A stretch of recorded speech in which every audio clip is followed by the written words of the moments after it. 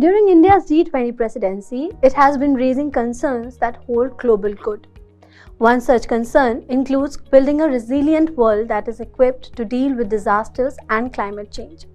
In this regard, as part of its unique contribution as G20 President, a new working group on disaster risk reduction will be constituted. India's G20 Sherpa, Amitabh Kant, in a media briefing said that a new work stream on disaster risk reduction has been established under India's presidency to encourage collective work, multidisciplinary research, and exchange of best practices on disaster risk reduction. The new working group on disaster risk is expected to offer a more focused approach on disaster risk reduction under the G20 framework.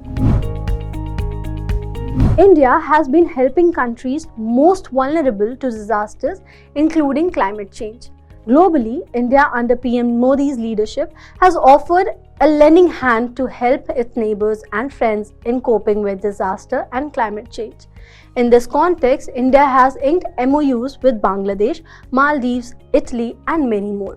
The MOUs seek to put in place a system whereby both India and the signing party will be benefited from the disaster management mechanisms of each country.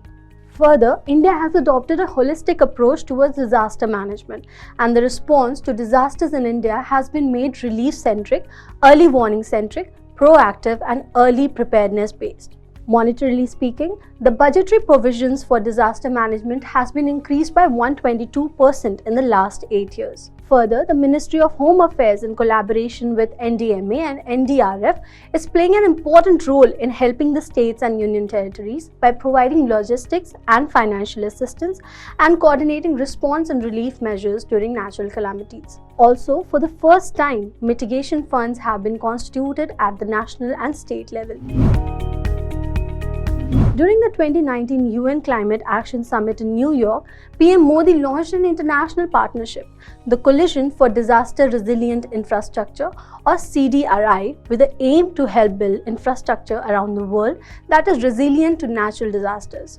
Then, at the November 2022 COP27 summit, the CDRI announced a $50 million, that is approximately 400 crore trust fund to fund disaster-resilient infrastructure system in developing countries and island nations, which face the greatest threats of climate change. The fund, called the Infrastructure Resilient Accelerator Fund, is supported by the governments of India, United Kingdom, Australia, and the European Union.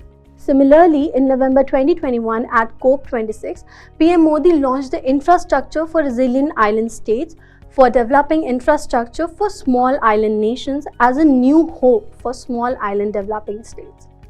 PM Narendra Modi's 10-point agenda on DRR that includes developing all sectors with principles of disaster risk management, among several others, require greater collaboration. Goals on disaster risk reduction can be achieved through greater international collaborations, and the G20 can be one such opportunity to address the disaster issues across the world.